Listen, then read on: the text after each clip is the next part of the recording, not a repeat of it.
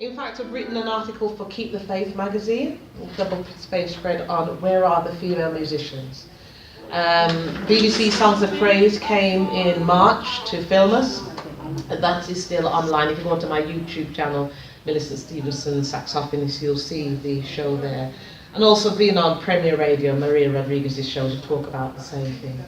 Maybe in your churches there are female musicians, but certainly in a lot of the churches I minister in and perform, I don't see it. I really don't see it. It's more in the minority. So the question is, why is there fewer women in our churches playing music? Really, really, really good question. What I've found out so far is, I also teach music, and what I notice is that girls and boys learn music at school, depending on what the curriculum is on offer. Some of them have private tuition. But what we do notice is, as you hit secondary school, music is in variance with the academic studies. So if you know your cousin, your nephew, your child, as soon as they hit secondary school and it's coming to GCSEs, and if they really love their instrument or they like performing, it's not as important, is it? You need to get your maths, you need to get your English, you need to get your, you know what I'm talking about. And that's one of the things that turn boys and girls off music, because they have to, it's this, you should do your degree, you should go for this sort of academia side. However, parents who see music as important will put the money into their child to do it privately and will persevere with them. And in fact, I know a female musician, she's full-time, she works internationally, and her boys are really good musicians, and she supports them. One of them, in fact, wants to go into degree in music, and she's supporting that child with that. One of the things that happened, certainly for one of the ladies that attends Confemini, her story was she did her grade 7 in piano. She got to college, interested in music and piano, seeing how the guys do it, but because of the A-levels, she relegated her music and put music to one side. It wasn't until much later that she came back to it. For another person, it's marriage. Women get married and it's seen as, well, you look after your husband, don't you? You know, you do the cooking and the cleaning, depending on how you set up your home. But you do all these kind of things, so music becomes a secondary thing. In fact, your career becomes a secondary thing. Because once children come along, you have to think about the hours you put in. Should you be working full-time, should you be not working full-time, and all that kind of thing. So women tend to put their lives on hold for their families.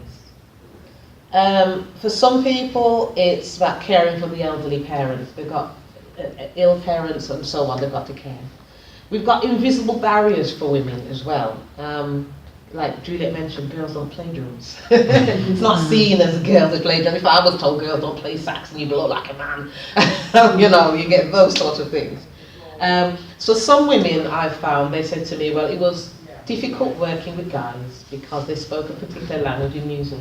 They talk about the 251 and the mixer and all this kind of stuff, and the girls are like, what?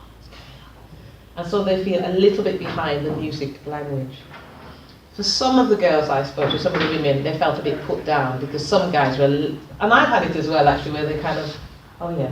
In fact, I was doing a gig on Sunday, and I was speaking to the DJ. A little bit of a backstory. I am very good at when I set up my gigs. I do a lot of pre-planning, pre-prep, things are in place. When I come, it's easy. Now, this particular guy, I rang him because he was doing the music and it's a birthday party. No response. Ring him Saturday, left message, no response. Sunday morning, message, no response. I turn up to this gig and he has a DJ system. Now, if you know the DJ system, it's just these 3 little blocks. Stick a CD in, you can just plug a mic in, that's it. You know what I mean? I've got my sax mic and I've got a way one set up. I've got my iPad on it. So I came in and I was talking to the guy, and I came to him. The person who had booked me was there, and I know him quite well. And I started talking to the DJ about the PA system, and as soon as, let me call him Tony, it's not his real name, but he came up, he started to look to Tony and talk to Tony. And Tony goes, oh no, don't talk to me, talk to her, she's a professional, she knows what she's doing. But immediately this guy saw a woman and didn't think that she knew what she's doing. And in fact, I told him what to do because he didn't know how to do it. So I explained to him what needs doing. But there is that sort of invisible barrier. I know we talk about the gospel industry and what's happening, but within our industry, we have our own barriers. North-South divide is a classic one.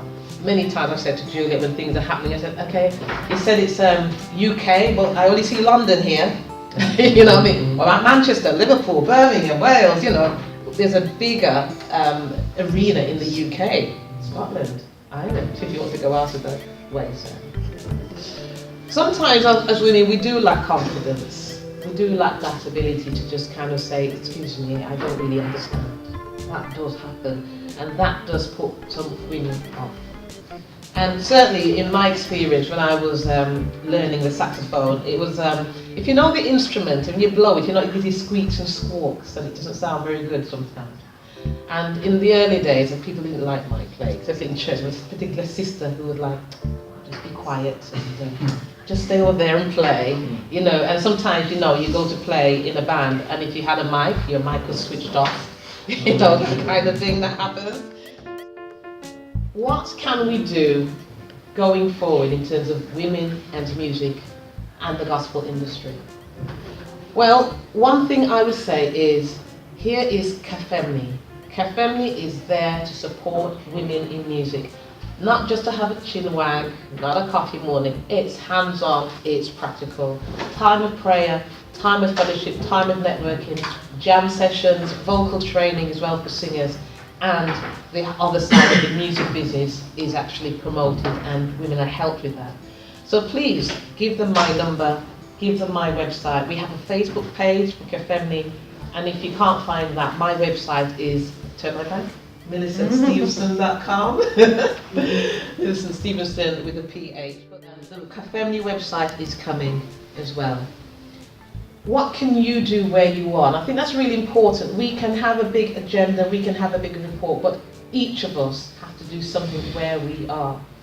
So what I would like you to do is to think about the women you know in your church, or the women you are in contact with who are musicians, who are singers, and sometimes are struggling just to get their music going. What can you do to help that person? How can you encourage them?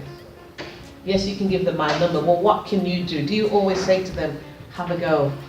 Or do you just throw them on Sunday morning to do their music and they're like, I can't come? Perhaps they could do a midweek service. Perhaps they could do a Sunday evening service. Perhaps they could just do a little thing where you are. So it's about encouraging your women. My daughter, she's a bass player. She plays the double bass, the upright bass, and she plays the electric bass, and she's doing her great as well. But she also plays in church because I've encouraged her and I've sometimes forced her to play, like, you will play with the band, you will have a go, because as a mum I can do that. But it's important to encourage your girls, if you are parents, your grandchildren who are girls, encourage them in their music. I think it's important as well that we do work together. Cafemni has been going for 3.5 years, but it's taken a while for me to realise that I'm not there to put them down. I'm not there to say I'm bigger than what have you. In fact, a lot of women look at my profile and goes, oh, how can we come to Cafemni because of who you are? I said, no, it's not about my profile. I'm here to help you. Come. More women can have a music career. More women can do much more with their music. Come. So it's about us working together in a non-threatening way and being genuinely supportive and interested in the development of women in the music industry. One of the good things that happened recently when I was teaching, because I'm also a music teacher, and I teach from home, and the lady came to me about 6 months ago. She came, she found me on the internet, she read my profile, and she said, I'm coming because she plays the sax and she wants to get back into playing the sax. She wants a role model. And I thought, whoa, this is a big thing she's putting on my shoulder. And in fact, she had breast cancer, so she's recovering from breast cancer, and she had a failed relationship. So she's coming to me to kind of solve all of her problems. And I'm like, oh my Lord. So she came, we talked, she had lessons. And you know what, last week she left smiling. She's done 3 gigs. She's writing her music. She's sorting out her saxophone, and she's going for it. And that's what it should be about. We should be empowering people where we are. If you are a musicians union member, and I would promote you and say, look, go for it, because they've got a lot of resources you can use to help your music, and they've helped me a lot, legally as well as other things. They've helped. But what can we do? Because that's where some of the power is. We need to get into other organisations, not just stay in our churches. You know, you're a songwriter. Are you putting your music on PRS, PPR? How are you actually, legalising your work? How are we working together? Sometimes I know you work in the secular thing, but that's fine, because sometimes that's where the knowledge and information is. Bring it back into the gospel arena so we can all help each other and promote what we are doing. So just in closing, really, think about the women around you, empower them, help them, support them, encourage them in their small steps as they go to the big steps.